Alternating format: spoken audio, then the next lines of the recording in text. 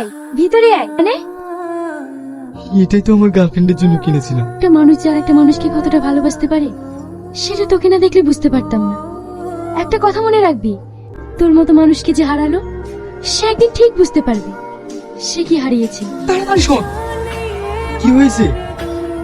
আরে তুই না যার সাথে বিয়ে হচ্ছে সে আর অন্য কেউ না, কিছুদিন আগে তুই না আব্বা যে কোম্পানির মেডিসিন সিজ করে দিল সেই মালিকেরই ছেলে। বিয়ে কোনো ভালোবাসা হচ্ছে না, পুরো ষড়যন্ত্র। প্রতিশোধ নেওয়ার জন্য করছি। তোরা কি বলছিস? আমরা ঠিকই বলছি। তোরা ভালোবাসিস, তার জীবনটা এইভাবে নষ্ট হতে দিস না।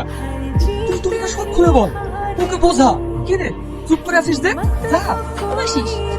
2 মাসের ভালোবাসে বিয়ে করে ফেললি? ও তো আমার জীবন, ওকে আমি আমার জীবনের থেকেও বেশি ভালোবাসি। ও সম্পর্কে অনেকেই খারাপ কথা বলেছে, কিন্তু আমি সেটা বিশ্বাস করি না। না, এই মুহূর্তে যদি ওকে এইসব কথা বলতে চাই ও বিশ্বাস করবে না। আমাকেই খারাপ ভাববে, আমাকে অন্য প্ল্যান করতে হবে। ভিতরে আয়, আমাকে কেমন লাগছে বল? তোর গার্লফ্রেন্ডের মতো লাগছে তো? খুব সুন্দর লাগছে। আমি স্বপ্নে যেরকম ছবি এঁকেছিলাম তোকে ঠিক তার মতোই লাগছে। তাহলে আমি তোর কথা রেখেছি তো?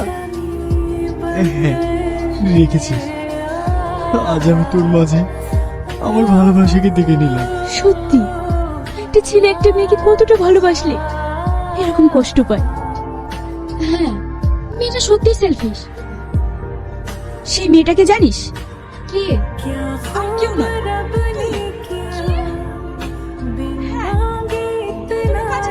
বুঝতে পারিসনি? একটা ছেলে দূর থেকে একটা মেয়েকে কিভাবে দেখছে তাকে দেখলেই বোঝা যায়। তুই এত কাছ থেকে বুঝতে পারিসনি? ছি।